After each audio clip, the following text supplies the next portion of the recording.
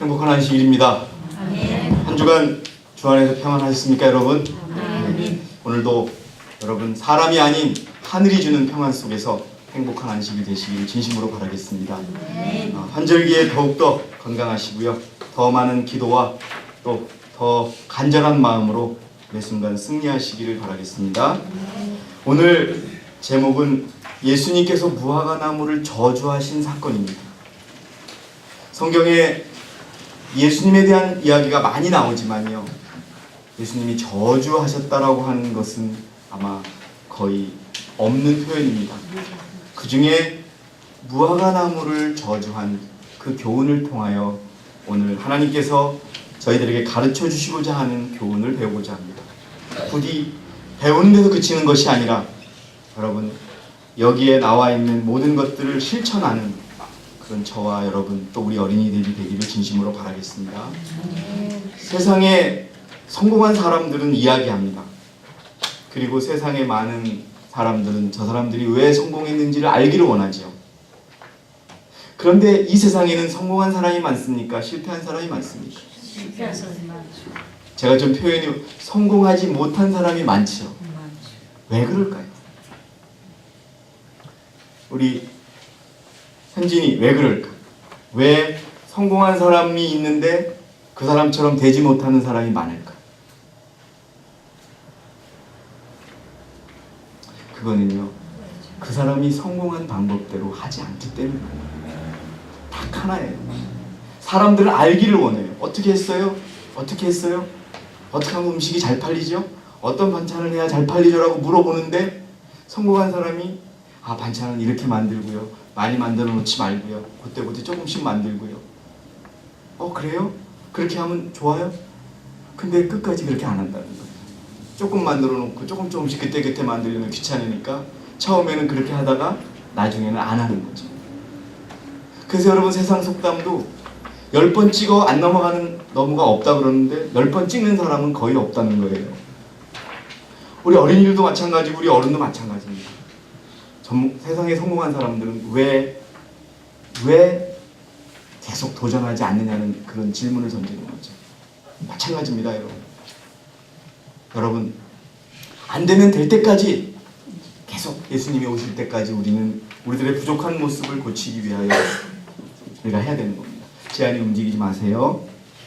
자, 마태복음 21장에 있는 성경 구절을 제가 다시 한번 읽겠습니다. 주께서 아침에 도성으로 돌아오실 때 배가 고프셔서 길가에 있는 한 그루의 무화과나무를 보시고 그 나무에 가셨으나 잎사귀 외에는 아무것도 찾지 못하시자 그 나무를 향하여 말씀하시기를 이제부터 내게서 영원히 열매가 맺히지 못할 것이라 하니 그 무화과나무가 곧 말라버리더라. 자, 여러분 무화과나무 직접 다 보셨죠? 무화과나무는 열매가 맺히든 안 맺히든 잎사귀가 커요, 안 커요? 큽니다. 열매는 한국에서 보는 거는 제 작은 손 반 정도 사이즈가 많은데, 근데 예수님께서 배가 고프셔서 무화과나무를 보시고 열매가 있나 가봤더니 열매가 맺히지 않았어요. 예수님이 저 나무에는 무화과나무가 있을 것이다 없을 것이다 맨 처음에 잎사귀만 보고는 어떻게 생각하셨을까요? 있을 거라고 생각하고 가셨을 거예요. 그런데 열매가 없으니까 그 나무를 저주하니까 금방 말라버리더라. 여러분, 그리고서 예수님께서 하신 말씀이 참 우리들에게 우리 성원장이 앞으로 와세요. 이 지안이가 굉장히 자꾸 뒤를 돌아보니까요. 그 외국에 설교 시간에 이런 말씀 드리셔서 죄송한데 외국에는요 딱 목사님들이 앞에 아이들이 딱 이렇게 잡고 있습니다. 무화과나무를 저주하신 이유가 있어요. 그러시면서 하신 말씀, 내게서 영원히 열매가 맺히지 못할 것이라. 열매를 맺지 못한다. 그거는 여러분 굉장히 큰 저주입니다. 앞으로 한 번 아니라 두 번, 1년, 2년이 아니라 영원히 맺히지 못할 것이라고 하는 말씀은 상당히 무서운 말씀입니다. 그런데 단순하게 예수님께서 무화과나무를 저주해서 말라버리시게 한 것이 아니라 이 저주는 우리에 대한 저주였다. 유대인들에 대한 저주요. 유대인들을 왜 저주하셨을까요? 사실 여러분 지금도 유대인들은 예수님을 기다리고 있어요. 초림주를 기다리고 있어요. 예수님이 이미 2000년 전에 이 땅에 오셨는데도 불구하고 그들은 예수를 그리스도 메시아로 인정을 안 해요. 근데 메시아는 오셨단 말이에요. 그리고 그 메시아가 그들을 저주합니다. 왜 저주하는지 시대의 소망 583페이지에 있는 말씀을 제가 읽겠습니다. 무화과 나무를 저주하신 것은 행동화된 비유였다. 바로 그리스도의 면전에서 무성한 잎사귀로 의기양양하던 열매 없는 무화과 나무는 누구를 상징하는 것이었다? 유대민족. 성전은 크고요. 제사장들의 옷은 화려하고요. 제사장에는 사람들이, 그 성전에는 사람들이 빠글빠글해요. 그런데도 불구하고 예수님이 보시기에 그거는 잎사귀만 풍성한 그런 나무였다고 보시는 겁니다. 구주께서는 이스라엘의 파멸의 원인과 확실성을 제자들에게 가르쳐주고자 하셨다. 왜 유대인들이 멸망했는지를 분명히 가르쳐 주시고자 무화과 나무를 저주했다는 겁니다. 우리도 마찬가지입니다. 우리가 만약에 그 육적 유대 백성들과 똑같이 살아간다면, 열매를 맺지 못하고 입만 무성해진다면 우리도 영원히 열매를 맺지 못하는 예수님의 저주를 받게 될 것입니다. 왜? 더 구체적으로 한번 보겠습니다. 유대인들은 하나님께 대한 충성을 고백함으로 모든 다른 민족과 구별되었다. 예, 여러분, 지금 우리가 그러하듯이 유대 백성들은 구별되었습니다. 그들의 옷, 생활 양식, 결혼, 먹는 것, 또 지키는 안식일, 모든 것들이 이방인들과 달랐습니다. 그것은 하나의 충성된 표시였고 그것을 통하여 구별을 행했습니다. 그러나 그들의 식상은 어땠느냐? 그들은 하나님의 특별하신 총애를 받아왔으며 다른 모든 백성들보다 의로움을 주장하였다. 그러나 그들은 무엇을 사랑하고? 세상을 사랑하고 물질을 탐냄으로써 부패하였다. 그들은 지식을 자랑하였으나 하나님의 요구에는 어떻게 하였다? 무식하였다고 선지자가 쓰고 있습니다. 머리만 잔뜩 뭐가 들었지 실제로 그 머리에 든 것을 행동하지 않은 것을 예수님은 무식하다고, 하나님 무식하다고 보는 겁니다. 위선으로 충만하였다. 열매 없는 나무와 같이 그들은 거만한 가지들을 높이 뻗고 외모로는 화려하고 눈에는 아름다웠으나 잎사귀 외에는 아무것도 없었다. 여러분들이시여, 우리들의 삶에 작은 열매라도 맺히지 않는다면 우리는 잎사귀만 풍성한 무화과 나무와 똑같다는 것을 기억해 주시기 바랍니다. 이제는 정말 우리들의 삶에서 작은 열매라도 맺히기를 원합니다. 그렇지 않으면 여러분, 이 마지막 시대에 우리가 다 떨쳐져 나갈 수밖에 없습니다. 장엄한 성전과 신성한 제단, 관을 쓴 제사장들, 인상 깊은 의식들을 가진 유대인의 종교는 과연 외모로는 아름다웠으나 겸손과 사랑과 자비는 부족하였다. 그래서 여러분 저주를 하신 겁니다. 다음 페이지 보시겠습니다. 시대의 소망 588페이지에 보니까 이 경고는 모든 시대를 위한 것이었다. 지금 오늘 2018년도 3월을 살아가는 우리 모두를 위한 것이었습니다. 당신의 능력으로 창조하신 나무를 저주하신 그리스도의 처사는 모든 교회와 모든 그리스도인에게 경고가 된다. 여러분들이시여, 이게 유대 백성들에 대한 경고와 저주가 아니라 우리에게도 경고가 될 수 있다는 것을 꼭 기억하시기 바랍니다. 이제 정말 여러분, 제가 늘 말씀드렸지만 우리가 기본에 더 충실한 그리스도인이 되어야 합니다. 우리가 아까도 말씀드렸지만 한국 교인들만큼 예언의 신을 많이 알고 있는 그런 나라도 드뭅니다. 그런데 한국 교인들만큼 아는 것을 실천하지 않는 교인들 드뭅니다. 그게 한국 사람들의 전체적인 특성이면서 우리 또 한국에 있는 교인들의 특성입니다. 어렸을 때부터 가르쳐 주셔야 됩니다. 아는 것은 실천하라. 아는 것은 머릿속에만 두는 것이 아니라 실천해야 한다는 것을 여러분 가르쳐 줘야 합니다. 그렇지 않으면 우리는 똑같은 그러한 품성들이 어린아이에게 나타날 수밖에 없습니다. 유대인의 문제점들을 다시 한번 보겠습니다. 유대민족은 1000년 이상이나 하나님의 자비를 악용해 왔으므로 하나님의 심판을 초래합니다. 자, 여러분, 하나님이 몇 년을 참았어요? 6,000년. 예, 6,000년. 여기는 1000년이라고 돼 있어요. 어떤 왕이 여러분 천년을 참습니까? 천년을 참는다는 게 가능할까요? 세상으로는 불가능합니다. 천년을 참는다. 그들은 하나님의 경고를 거절하고 그분의 선지자를 죽였다. 메시아도 죽였습니다. 하나님을 죽였어요. 그리스도 당시의 백성들도 같은 방향으로 따라감으로써 이러한 죄악들을 스스로 책임져야 하였다. 각 시대마다 사람들에게 저희 시대의 빛과 특권, 즉 하나님과 화목할 수 있는 시험적 기간이 주어졌다. 그러나 이 은혜에는 무엇이 있다? 제한. 하나님은 언제까지 우리가 죄를 짓고 다시 일어서고 이런 것만을 기다리시진 않았습니다. 여러분, 우리가 변해야 합니다. 말로만이 아니라 진정으로 여러분들의 생애에서, 우리들의 말에서, 우리들의 생각에서 변화가 일어나지 않으면 우리는 저주받아서 열매를 맺을 수밖에 없는, 그것도 영원히 맺을 수 없는 그런 저주를 받게 될 것입니다. 여러 해 동안 자비로서 간청하지만 멸시와 거절을 당한다. 그러나 마지막 자비의 탄원을 할 때가 온다. 마음이 매우 굳어지게 되어 성령의 감화에 응답하기를 그친다. 저는 여러분, 저 자신도 그렇고 우리 한국교회의 모든 교인들이 자기 기만에 빠져있는 그런 모습을 많이 봅니다. 우리가 부족하다고 더 느껴야 합니다. 그렇지 않으면 우리 변화될 수가 없어요. 오히려 저의 눈에는 우리들의 표준이 자꾸 늦어지는 것 같아요. 여러분, 다시 한번 우리들의 실제 모습을 돌아보시는 저와 여러분이 되시기를 바라겠습니다. 우리의 기준은, 우리의 표준은 오직 예수 그리스도의 품성이 되어야 합니다. 그리스도의 마음, 그리스도의 말, 그리스도의 행동이 되지 않고서는 우리는 여러분 그분처럼 될 수가 없습니다. 그날이 예루살렘에 이르렀다. 예수께서는 운명지어진 도성을 보시고 괴로운 나머지 우셨으나 예루살렘을 구원하실 수는 없으셨다. 그분은 모든 방편을 남김없이 다 쓰셨다. 하나님의 성령의 경고들을 거절한 이스라엘은 도움받을 유일한 방편까지도 거절하였다. 그들이 구원할 수 있게 해줄 또 다른 능력은 없었다. 예, 이제는 여러분 유대 백성이 완전히 끝이 난 거. 그래서 예수님이 우십니다. 어디서 우세요? 감람산에서 우십니다. 감람산이 여러분 어느 산입니까?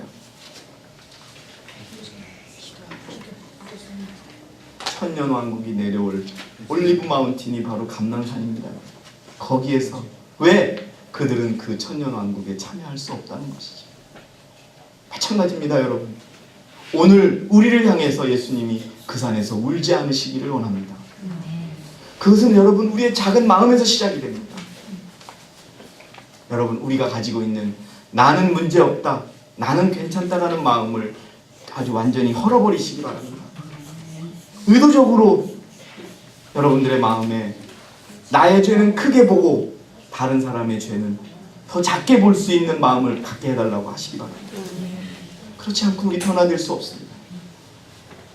자, 누가복음 19장 41절 42절 우리 범준이가 한번 읽어주세요. 주께서 가까이 오시어 그 도성을 보고 오며 말씀하시기를 적어도 너희 너만이라도 너의 화평에 속한 일들을 알았더라면 좋으련만 그러나 이제는 그것들이 너의 눈에서 감추져있느니라. 나를 이 땅에 오게 해달라고 4,000년을 기다렸던 너희라도 나에 관한 사실을 좀 알았으라면 좋았을 텐데 안타깝구나 하시는 그런 마음으로 우십니다. 자, 3페이지. 그리스도께서 감람산 위에서 세상과 각 시대를 내려다 보았는 바 그분의 말씀은 거룩한 자비의 간청을 경시하는 모든 영혼에게 적용합니다. 여러분들이시여, 저를 한번 봐주시기 바랍니다. 부디 여러분들에게 간청드립니다. 내가 가장 부족하다는 생각을 여러분 꼭 하시기 바랍니다. 그렇지 않고는 우리가 하나님을 받을 수가 없습니다. 그 말씀을 받아들일 수가 없습니다. 그분의 사랑을 조소하는 자인 바로 그대에게 그리스도께서는 오늘 말씀하십니다. 우리에게 오늘 지금 말씀하십니다. 그대의 평화에 관한 일들을 알아야 할 사람은 그대 바로 당신이다. 그대 자신을 위하여 흘릴 눈물이 없는 그대를 위하여 그리스도께서는 비통의 눈물을 흘리고 계신다. 바리새인들을 파멸시킨 치명적인 마음의 완고함이 벌써 그대들에게 나타난다. 우리를 향해 울고 계십니다, 여러분. 왜요? 우리가 변화되지 않기 때문에, 우리들의 생애에서 열매가 맺히지 않기 때문에. 여러분들이 이제 어떻게 해야 될까요? 그리고 하나님의 은혜의 모든 증거와 모든 신령한 빛의 광선은 영혼을 녹여 복종케 하든지 혹은 영혼을 회개하지 않는 절망적인 상태에서 고착시키든지 하고 있다. 저는요, 이 교회 안에 그럴 일은 없겠지만 어떤 분들의 마음이 고정되어 가고 있는 걸 느껴요. 오히려 더 좋아지기보다는 더 퇴보되는 마음으로 굳어지고 가는 걸 느낍니다. 그리스도의 마음을 받을 생각은 전혀 없이 오직 자기 생각이 그리스도의 생각이라고 주장하는 모습들을 너무나 쉽게 봅니다. 여러분, 그게 바로 이스라엘의 저주를 받을 모습인 것입니다. 은혜를 거절한 모든 결과인 죄악이 그의 문에 놓일 것이다. 이와 같이 같은 길을 따르고 있는 모든 영혼도 그와 같이 될 것이다. 여러분, 심판의 날입니다. 심판의 날입니다. 근데 우리가 과연 심판을 받는 백성인 것처럼 살아가는지 모르겠어요. 나는 많은 사람들이 훌륭한 그리스도인이라고 스스로 자부하고 있지만 예수님에게서 단 한 줄기의 빛도 받지 못하고 있는 것을 보았다. 한 줄기의 빛도 받고 있다 없다. 그럼 어떻게 그 사람들이 살아간다는 겁니까, 여러분? 남은 물이라고 자부하면서 자기 멋대로 마음대로 살아간다는 거예요. 한 줄기의 빛도 받지 못한다 이겁니다. 그들은 하나님의 은혜에 의하여 새로워지는 것이 무엇임을 알지 못한다. 그들은 하나님께 속한 일에 있어서 스스로 산 경험을 하고 있지 않다. 나는 주님께서 그들을 베어버리기 위하여 하늘에서 뭘 하고 계시는 걸 보았다? 칼을 갈고 계십니다.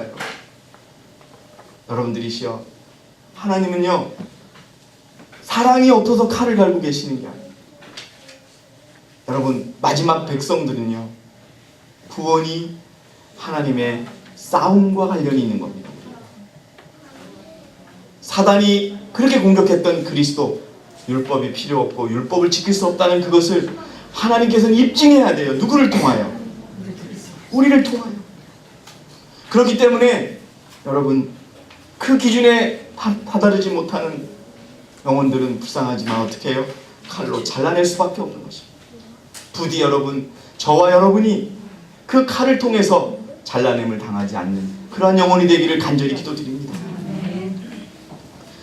진리를 공언하는 모든 미지근한 자들이 하나님께서 당신의 백성이라고 공언하는 백성들 사이에서 바야흐로 하시고자 하는 정결케 하는 사업을 이해할 수 있으면 얼마나 좋을까. 여러분, 우리 눈으로 우리는 보아왔습니다. 지난 몇 년 동안에 말도 안 되는 일을 통하여 이 교회가 무너지고 갈라지고 결국은 떠나는 것을 보았습니다. 하나님의 손에 의하여 정결케 되는 것입니다. 제가 몇 번 말씀드렸지요.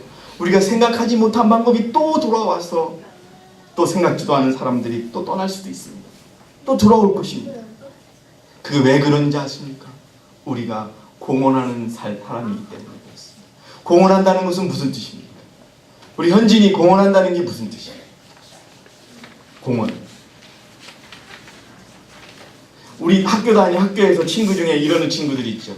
선생님이 계시면 잘하고, 선생님이 없으시면은 선생님이 말씀하시는 거 그대로 안 하고 친구들 괴롭히고 그러는 친구들 있죠.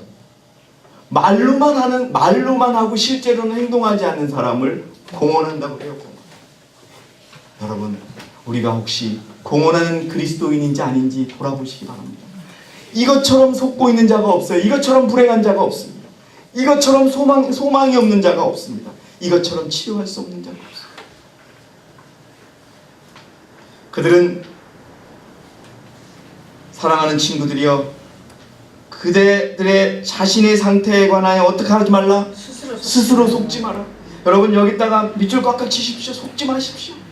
여러분들이 여러분들을 평가할 때 냉정하게 하십시오. 과감하게 하십시오. 자신을 합리화하기 시작하면 결국은 죄까지도 합리화할 수밖에 없습니다. 그대들은 하나님을 속일 수 없다. 참된 증인은 내가 내 행위를 아노라고 말씀하신다. 셋째, 천사는 한 백성을 한 계단씩 점점 더 높은 계단으로 인도하고 있다. 매 단계에서 그들은 시험을 받게 될 것이다. 편집이 잘못됐습니다. 4페이지로 넘어가겠습니다. 그렇다면 우리들의 모습은 어떤 모습이냐? 우리 시대에 성행하는 정신은 불성실과 배도의 정신입니다. 나의 하나님의 여러분, 제가 늘 말씀드렸죠. 우리가 하나님보다 앞서가면 안 되죠. 그런데 하나님보다 늦어도 우리가 안 됩니다. 모든 일을 하나님의 사업과 하나님의 시간에 먼저 둬야 되는 것이죠. 그런데 가끔 보면 자신에게 맞추는 사람들이 있습니다. 자신이 하는 일에 모든 일을 맞추려고 하고 그것을 먼저 생각하고, 여러분, 그게 바로 배도고 그게 불성실한 것입니다. 곧 진리에 대한 지식을 가졌으므로 스스로 빛을 발언하고 공언하나 실제로는 어떻게 행동한다고 여러분? 예, 가장 참남되이 행하는 정신이 바로 우리의 정신이요, 오늘날 나의 정신이라는 것을 여러분 잊지 마시기 바랍니다. 여러분, 오늘 다시 한번 이 말씀을 여러분들 마음속 깊이 받아들이시기 바랍니다. 오늘 그냥 똑같이 설교의 한 단어구나라고 말씀하시면 우리들에게는 발전이 없고 변화가 없습니다. 여러분, 제가 언제 한번 말씀드렸죠. 개신교의 어느 유명한 목사님이 세상의 타락함에 대해서 설교하겠다고 단에 섰습니다. 그리고 그분은 설교를 시작하자마자 설교를 하지 못하고 울기 시작합니다. 한 20분간은 울기만 했다고 합니다. 그런데 그 우는 모습을 봤던 교인들이 같이 울기 시작하는 거예요. 그리고서 끝날 때 그분은 자기가 왜 울었느냐? 이 땅의 사람들이 타락하는 것과 이 땅의 그리스도인들이 자기 자신의 모습을 못 보는 것과 그것으로 인하여 그리스도께서 수치당하시는 것과 그것을 말로 표현할 수가 없어서 눈물을 흘렸더니 그것을 받아들이고 같이 울었다는 것입니다. 여러분, 그리스도께서 지금 감람산에서 우시는 것처럼 우리의 마음이 아픔으로 가득 차요. 나에 대해서 왜 내가 변하지 않는가? 왜 내가 시대의 소망도 보고 맨날 그리스도의 말씀을 보는데도 결정적일 때 왜 나는 나의 생각을 따를까? 여러분, 이것이 우리의 꿈이 되어야 돼요. 내 자녀가 좋은 직장을 가고 좋은 돈벌이가 우리의 관심이 아니라 나가 왜 변하지 않는 것이 나의 가장 큰 고민이 될 때 그리스도께는 우리와 함께 하실 것입니다. 인간의 이론은 높임을 받아 하나님과 그분의 율법에 있어야 할 자리에 놓여진다. 사단은 남녀들로 하여금 불순종하도록 유혹하는데 그는 그들이 불순종한다면 그들을 신으로 만들어줄 수 있는 자유를 갖게 될 것이라고 했어요.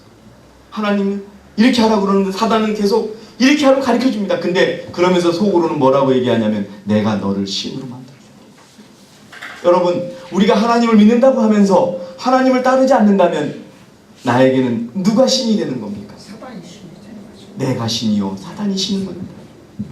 여러분, 우리가 하나님을 믿는 자가 아니고 나를 믿는 자요 내가 교주인 자가 되는 것이 쉬운 게 어려운 게 아닙니다. 우리가 말씀대로 살지 않으면 내가 교주가 될 수 있는 것입니다. 그것이 가장 참남된 것입니다. 우리는 입으로 부자법관입니다.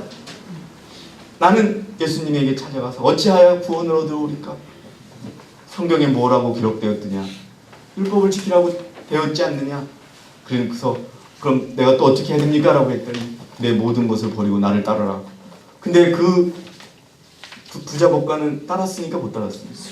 슬픈 얼굴을 하고 돌아섰어요.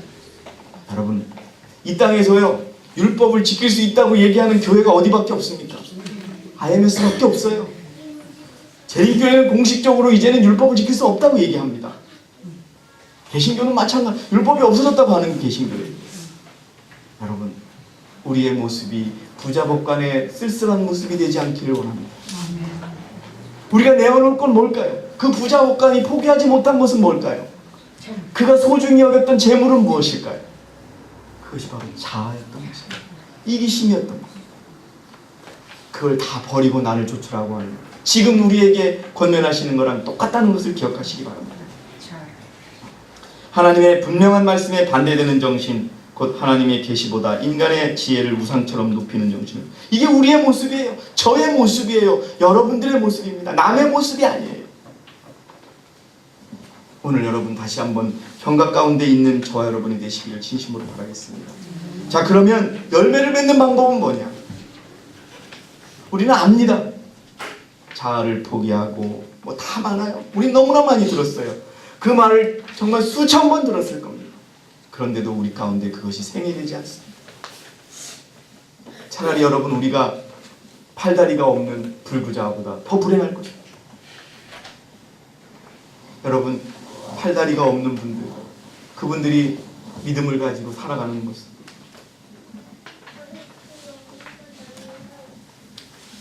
제가 우리 집사람하고의 이야기를 말씀드렸듯이 여러분 우리는 매일 하루만을 살아가는 그런 하루살이가 되어야 합니다. 내일은 걱정하지 마시고 오늘 어떻게 하면 내가 성공할 수 있을까? 이길 수 있을까? 어떻게 하면 내가 그리스도의 품성으로 살아갈 수 있을까? 이것만을 위해서 애쓰는 저와 여러분이 되시기를 바라겠습니다. 그러면 내일 또 승리하게 해주실 것이고 승리하게 해주실 것입니다. 열매를 맺는 방법, 여러분 이겁니다. 바로 마이크 가지고 계신 분 누구세요? 우리 최윤선 자매님이 열매를 맺는 방법 실물교훈 312페이지 좀 읽어주세요. 우리가 우리 자신을 그리스도께 바칠 때에 우리의 마음은 그리스도의 마음과 연합되고 우리의 뜻은 그분의 뜻에 합병되고 우리의 정신은 그분의 정신과 하나가 되고 우리 생각은 그분에게 사로잡히게 되어 마침내 우리는 그분의 생애를 살게 된다.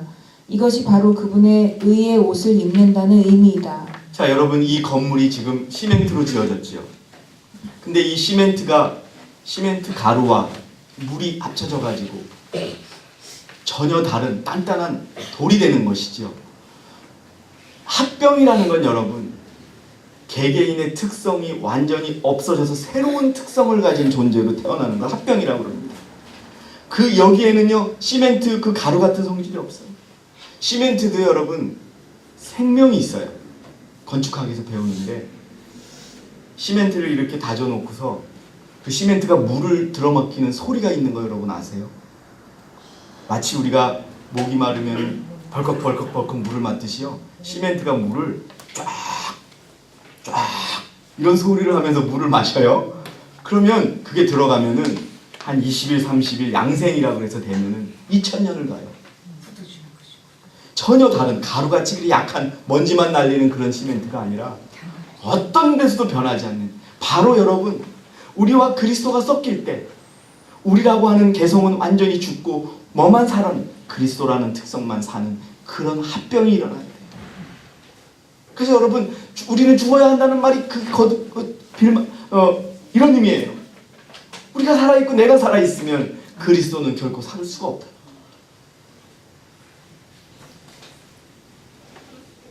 화이프님께서 마지막 시대에 여러분이 그럴지도 몰라요. 왜 장로님은 자꾸 나쁜 설교만 하냐고. 근데 끝이 끝나기 가까울수록 경고의 말씀을 주래요. 자꾸. 저도 그래요. 여러분, 여러분을 위해서 제가 설교를 합니다. 그러나 저를 위해서 설교를 합니다.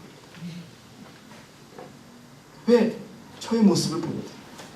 그리고 사단이 얼마나 이 작은 교회, 저런 큰 교회를 공격하는 게 아니라 이 작은 교회를 공격하려고 아프게 만들고 실망하게 만들고 믿지 못하게 만들고 하는 모습을 눈에 봅니다, 여러분. 예, 여러분들이시여, 우리가 죽어야 합니다. 진정으로 죽어야 합니다. 그래서 여러분 합병이 돼야 돼요. 합병. 그냥 합쳐지는 게 아니라 전혀 다른 존재가 된다는 것이죠. 5페이지로 보겠습니다. 시대의 소망 556페이지에 그리스도를 따른다고 말하면서 불의한 행동을 하는 자들은 거룩하고 의롭고 인자하신 하나님의 품성에 대하여 무엇을 하는 것이다? 예, 참남된 거예요. 회개한 모든 영혼은 삭개오와 같이 그의 생애에 오점을 찍을 불의한 행동을 버림으로써 믿는다고 말하는 것에 그치는 것이 아니라, 삭개오는 자신이 의롭다고 생각했어요? 불의하다고 생각했어요? 불의하다고 생각했어요. 그래서 멀찌감치라도 나는 세리요, 아주 나쁜 짓을 한 세리이기 때문에 용서받을 수도 없다고 생각하고 그냥 멀찌감치서라도 예수님을 바라보기만 하면 좋겠다는 마음으로 바라본 그 마음이 우리에게 있어야 되는 것입니다. 마치 내가 교회에 왔기 때문에, 내가 오래됐기 때문에, 내가 11군도 많이 하기 때문에 예수님 난 당연히 당신께 구원받을 권리가 있습니다라고 주장하는 그것이 아니라, 우리가 어떻게 살아왔는지를 바라보고 삭개오처럼 정말 은혜로서 나를 살려주시기만을 바라는 마음으로 여러분, 우리 신앙하는 저와 여러분이 되시기를 진심으로 바라겠습니다. 정말 우리 변해야 합니다. 예수께서 마음속에 들어오셨음을 뚜렷이 나타낼 것이다. 이걸 우리가 보여줘야 됩니다. 안식일 날, 또 안식일 시작하는 날, 그때만 보여주는 것이 아니라, 여러분, 내가 불리하고 내가 어려운 상황에 처했을 때 특히 그때 그리스도의 모습을 보여주는 그런 진정한 그리스도인이 되기를 여러분께 간구드립니다. 그리고 여러분, 개혁이 따르지 않은 회개는 참된 회개가 아닙니다. 그리스도의 의는 자복하지 않고 버리지 않는 죄를 덮는 무엇이 아니다? 외투가 아닙니다. 언제까지 우리가 성소를 더럽히기만 하겠습니까? 품성을 변화시키고 행동을 제어하는 것이 생애의 원칙이다. 거룩함이란 하나님께 전체를 바치는 것이며, 마음속에 있는 하늘의 원칙에 마음과 생애를 어떻게 하는 것이다? 완전히 그리스도를 세상의 구주로 믿는 데는 우선 하늘의 보화를 분별하고 그 가치를 깨닫는 마음이 있어야 하고, 그 다음에 이러한 마음이 그의 지력을 지배해서 사실을 인정하도록 되어야 한다. 이런 믿음은 회개와 품성의 변화와 분리해서 생각할 수 없다. 믿는다는 것은 무엇이냐? 복음의 보화를 찾아서 그것을 받아들일 뿐만 아니라 복음이 지워주는 일체의 멋까지도 받아들인다는 의미이다. 의무까지. 이것은 뭐냐 하면요, 믿는다는 것은 행한다는 것을 의미하는 것입니다. 여러분들, 우리의 가치가, 우리의 믿음의 기준이, 아니 하나님 너무 억울하지 않습니까? 왜 나는 다른 사람들처럼 행복하게 살지 못하고, 왜 고통만 받으며 살아야 하고, 왜 힘든 시간만을 보내야 됩니까? 라고 항변할 수 있고 따질 수 있지만, 그렇지만 여러분, 그것이 의무라는 거예요. 우리의. 여러분 보세요. 이번에 이틀 전에 구치소에 붙잡혀 가신 대통령, 재산이 우리보다 수백억 많겠지요. 근데 여러분, 지금 어떤 모습으로 있어요? 비참한 모습으로 있지 않습니까? 세상이 가지고 있는 돈과 세상이 가진 행복이 우리의 운명을 결정하지 않습니다. 오늘 내가 어떻게 마음 먹고 어떻게 살아가느냐가 우리를 결정한다는 것을 잊지 마시기 바랍니다. 이제 얼마 남지 않았습니다. 얼마 동안, 이제 얼마 안 있으면 이런 경고의 기별은 주어지지 않습니다. 하나님의 냉정한 심판, 내가 너를 도무지 알지 못하니라. 예수님 어떻게 그렇게 말씀하실 수 있습니까? 내가 30년 동안 예수님을 믿었는데요, 예수님을 믿고서 내가 교회에 갖다 바친 돈이 얼마인데요, 내가 너를 도무지 알지 못해. 그런 말을 듣지 않는 저와 여러분이 되시기를 바라겠습니다. 마지막으로 여러분, 6페이지 마지막에, 모든 신자들은 그리스도인 생활을 처음 시작할 때 신앙의 기초가 되는 원칙을 어떻게 해야 된다? 잘 배워요. 하나 예를 드릴까요? 외국에 지금 우리나라 이제 스포츠를 보면, 축구 선수를 예를 들면 우리나라에 축구 선수들이 많아요. 근데 외국 감독들이 와서 한국 선수들을 보고서 하는 이유가 뭐냐면, 기본을 안 지킨대요. 공을 다루는 기술 이런 거는 좋은데 기초 체력이 없다. 기초 체력이 없으면 90분 동안 뛸 수 있어요, 없어요? 여러분, 축구는 서서 하는 거예요, 뛰면서 하는 거예요? 근데 서서 하는 건 잘하는데 뛰면서 하는 걸 못하면 이길 수 있어요, 없어요? 그겁니다. 그래서 옛날에 히딩크라는 감독이 한국에 왔을 때 한국의 언론들은, 아니 저 감독은 왜 공을 가지고 하는 기술을 안 가르쳐주고 맨날 뛰게끔 하지? 왜 맨날 뛰라고만 하지? 그런데 한 1년이 지나고 나서 한국 선수들이 90분 동안 지치지 않고 뛰는 거예요. 지치지 않고 뛰니까 비슷하게 가는 거예요. 그리고서 그 다음에 기술을 가르쳐주니까 이기는 거예요. 여러분, 결국 우리가 뭐 때문에 실패하고 있느냐? 운동의 기초 체력, 그리스도인의 기본 원칙을 우리가 지키고 있지 않기 때문에 지치는 겁니다. 그리스도인의 기본 원칙이 뭐예요? 그리스도인의 기본 원칙은 그리스도의 마음이죠. 우리는 특별한 것, 어떤 안식일 중요하지요. 그러나 여러분, 그리스도의 기본적인 원칙, 그리스도를 믿는다는 것, 회개하면 그가 용서해 준다는 것, 그리고 진정한 회개는 그 죄를 반복하지 않는다는 것,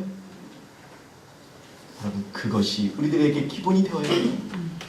우리는 어떤 특별하고 우리들의 마음을 지적하는 좋은 말씀에 되게 우리가 좋아하는 마음을 표현합니다. 근데 그것뿐이에요. 그것이 왜 그러냐? 우리가 기본적인 신앙의 원칙을 제대로 배우지 못하기 때문이었어요. 저는 여러분, 솔직하게 여러분께 말씀드릴까요? 저는 몰래 여러분 신학대학을 들어가려고 했어요. 제대로 배워보고 싶었어요. 세상에 신학대학이지만 인터넷으로 하는 신학대학이 있더라고요.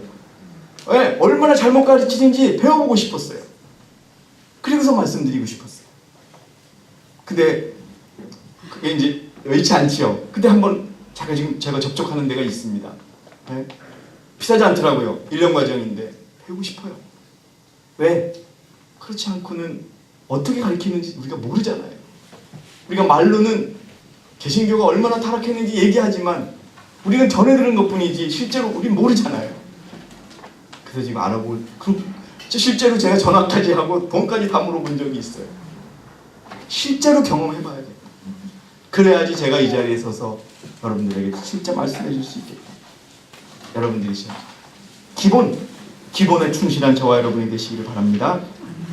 그들이 그리스도의 희생으로 말미암아 구원을 얻을 뿐 아니라 그리스도의 생애가 그들의 생애가 되고 그리스도의 품성이 그들의 품성이 되어야 되게 해야 한다는 것을 배워야 합니다. 기본이 뭐예요? 그 기독교의 기본은 아침부터 제가 뭐라고 말씀드렸어요? 그리스도.